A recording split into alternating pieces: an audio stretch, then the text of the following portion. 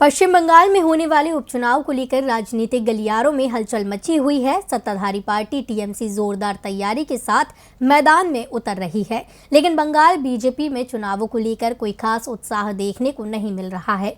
और अब शुभेंदु अधिकारी के एक बयान ने साफ कर दिया है कि बीजेपी पश्चिम बंगाल में ममता को चुनौती देने की स्थिति में नहीं है। तो क्या बोले शुभेंदु अधिकारी, देखिए ये रिपोर्ट। देश में 6 राज्यसभा सीटों के लिए उपचुनाव होना है, जिसमें से एक सीट पश्चिम बंगाल की भी है। राज्यसभा सीटों के लिए 4 अक्टूबर को मतदान है और उसी दिन नतीजे भी आ जाएंगे। उपचुनावों को लेकर बंगाल में तैयारियां जोरों पर चल रही हैं। एक ओर टीएमसी खेमे में उत्साह दिखाई दे रहा है, तो दूसरी ओर विपक्षी खेमे में खामोशी। विपक्ष चुनावों से पहले ही अपनी हार मान चुका है और संकेत तो ये ही मिल रहे हैं कि मतदान की जरूरत ही नहीं पड़ेगी, क्योंकि बीजेपी ने राज्यसभा उपचुनाव में कोई उम्मीदवार नहीं उतारने का ऐलान कर दिया है।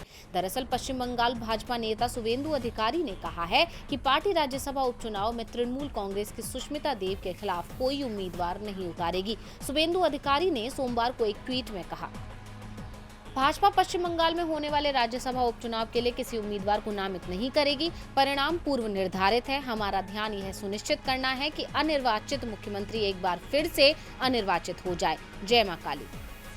शुभेंदु अधिकारी के इस बयान से ये मायने निकाले जा रहे हैं कि बीजेपी मान चुकी है कि उसके पास ऐसा कोई उम्मीदवार नहीं है जो सुष्मिता देव को टक्कर दे सके। जैसा कि आप जानते हैं कि सुष्मिता देव पिछले महीने ही कांग्रेस से टीएमसी में शामिल हुई हैं और उन्हें असम और त्रिपुरा में टीएमसी के संचालन की देखभाल का काम सौंपा गया है। अब बीजेपी ने पश्चिम बंगाल से खाली हुई राज्यसभा सीट के लिए उम्मीदवार नहीं उतारने का फैसला किया है, क्योंकि पार्टी को पहले ही हार का डर लग रहा है। आपको बता दें कि मानस भूनिया के राज्यसभा से इस्तीफा देने के कारण यहां चुनाव कराना पड़ा है।